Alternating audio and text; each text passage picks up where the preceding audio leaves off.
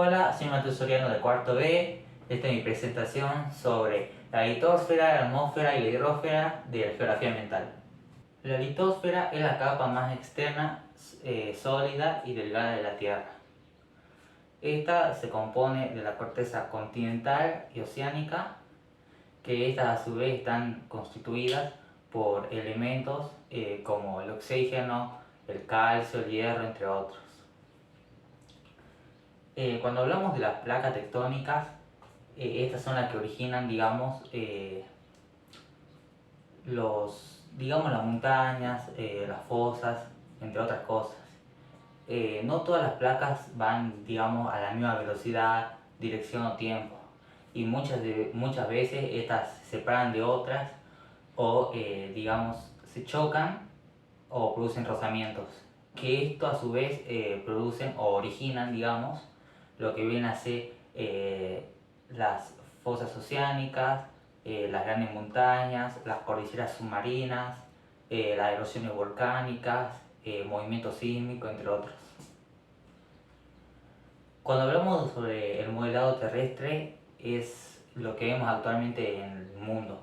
El modelado, digamos, se formó a través de varios procesos en el cual participan mucho la fuerza externa y interna, en el cual la interna es la energía que proviene del centro de la Tierra, del núcleo de la Tierra, digamos, y la externa, que es a través de la energía del Sol, la energía solar y la fuerza de la gravedad. Otros factores que también, digamos, influyen son los agentes externos. Esto quiere decir, estos son tres, digamos. Son la meteorización,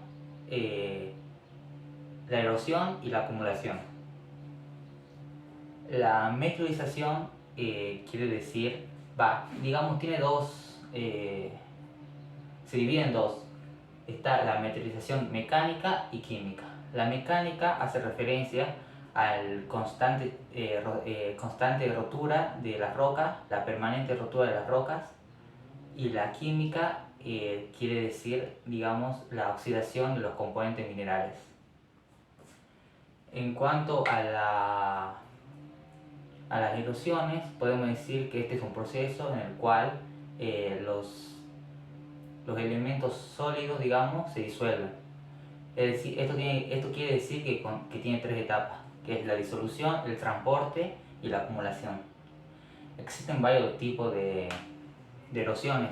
Está la erosión eólica, que es por acción del viento, la fluvial, por acción de los ríos, está la glaciar, por acción de los glaciares, o la biótica, que es por acción de los seres vivos, los humanos, plantas, animales, etc. Se denomina hidrosfera al conjunto de aguas del planeta Tierra. Estas comprenden los ríos, los océanos, los lagos, lagunas, etc. Bueno, el agua compone una parte importantísima para el planeta Tierra, ya que es lo que más compone al planeta y es indispensable para la vida en ella. Ahora voy a hablar sobre la interacción entre la atmósfera y los océanos. Gran parte del oxígeno proviene de los océanos, ya que los fitoplancton, al igual que las plantas terrestres, capturan el dióxido de carbono y lo expulsan en forma de oxígeno. Estos también interactúan durante el ciclo del agua, quiere decir, ¿no? La evaporación, la condensación y la precipitación. También influyen en el clima, digamos, ya que las aguas, digamos, entibian el suelo cuando estamos en época de invierno y, bueno, las enfrían en verano. Y también interactúan en elementos meteorológicos. Esto quiere decir, por ejemplo, que transportan calor hacia los polos para que en las altas altitudes no haya que no haya tanto frío, digamos. Ahora voy a hablar sobre los movimientos de las aguas. Están principalmente, voy a hablar de los tres principales. Están las olas, que bueno, estas digamos son movimientos oscilatorios de las aguas superficiales que son provocadas por la acción del viento. Están las mareas, que es el ascenso y descenso del nivel del mar, y estas se originan principalmente por la atracción de las aguas hacia la luna y en menor medida del sol. Y por último están las corrientes oceánicas y marinas, en las cuales digamos las aguas superficiales siguen una misma dirección y forman circuitos cerrados. Y ahora sobre el vínculo que hay entre las sociedades y los océanos. Principalmente es un medio de transporte, es el medio de transporte más económico para las personas, para transportar principalmente mercadería. También es un medio de recolección en la cual principalmente las algas se recolectan, que son principalmente para el consumo o digamos para procesos industriales. Tenemos la recolección de alimentos o de recursos, por así decirlo, que es a través de la caza y la pesca, en el cual nosotros podemos atrapar diferentes especies marítimas para el consumo de nosotros. Está la obtención de agua potable, ya que es indispensable para nosotros y es la que en menor medida se encuentra en el planeta Tierra. También es gracias a los océanos podemos tener energía no contaminable, que esto a través de varios mecanismos, digamos, a través de los movimientos que ésta realiza, nos provee energía y no es contaminable porque es gracias a los mares. También está, digamos, para la investigación, los océanos influyen mucho en la investigación y investigamos los océanos principalmente para el beneficio de la humanidad y está en última medida en las actividades recreativas, ya que las personas, esto se ve mucho en las playas, usamos como actividad recreativa los mares, nos divertimos, etc. Las aguas continentales son importantísimas para el planeta Tierra. Estas comprenden los ríos, los lagos, lagunas, glaciares, aguas subterráneas, etc. Ahora voy a explicar cada una. Primero los ríos. Los ríos son corrientes de aguas superficiales, son corrientes de aguas, digamos, de agua dulce, son permanentes o temporarias, en el cual estos desembocan en otros ríos, en lagos, o se pierden entre el medio de los continentes, siguiendo su pendiente. Se pueden producir por dos formas: por las lluvias, por ejemplo, como el río Uruguay o Paraná, o por el deshielo, por ejemplo, en la cordillera de los Andes. Los glaciares se dividen en dos: los continentales y de valle. Los continentales se producen, digamos, principalmente estos producen mantos de hielo en zonas polares, y por culpa del oleaje producen fragmentaciones en el cual deriva de los témpanos.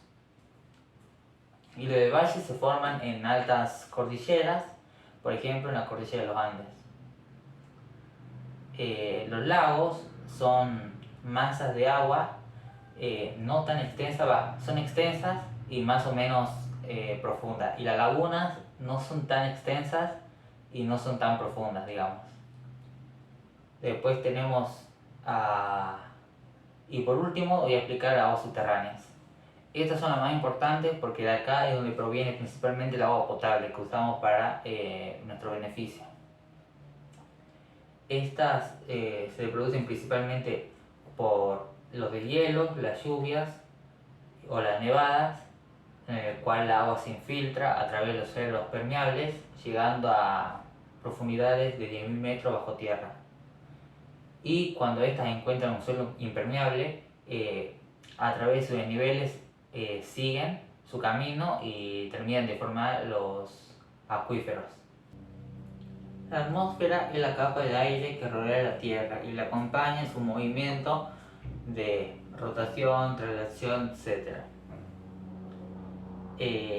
Esta capa en sí no tiene un color, es incolora, pero a través de las luces, de las luces que nos transmite el sol, al chocar con las partículas de oxígeno, de aire, provocan un color azulado que vemos en el cielo. El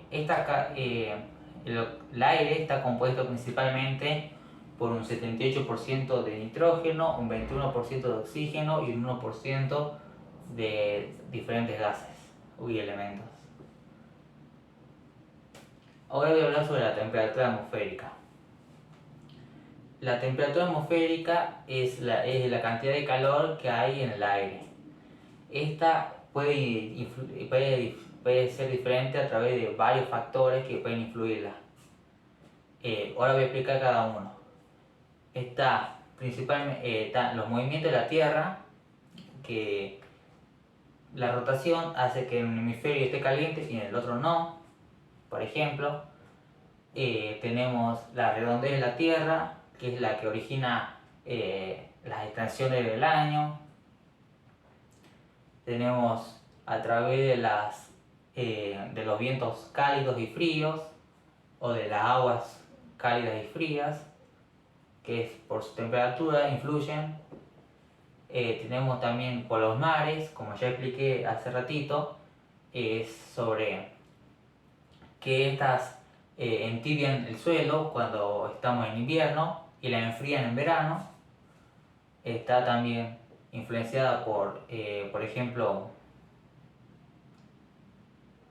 tenemos también por la altitud. ¿Qué quiere decir esto? Que bueno, a mayor altitud vamos a tener menos oxígeno y la temperatura va a ser más fría.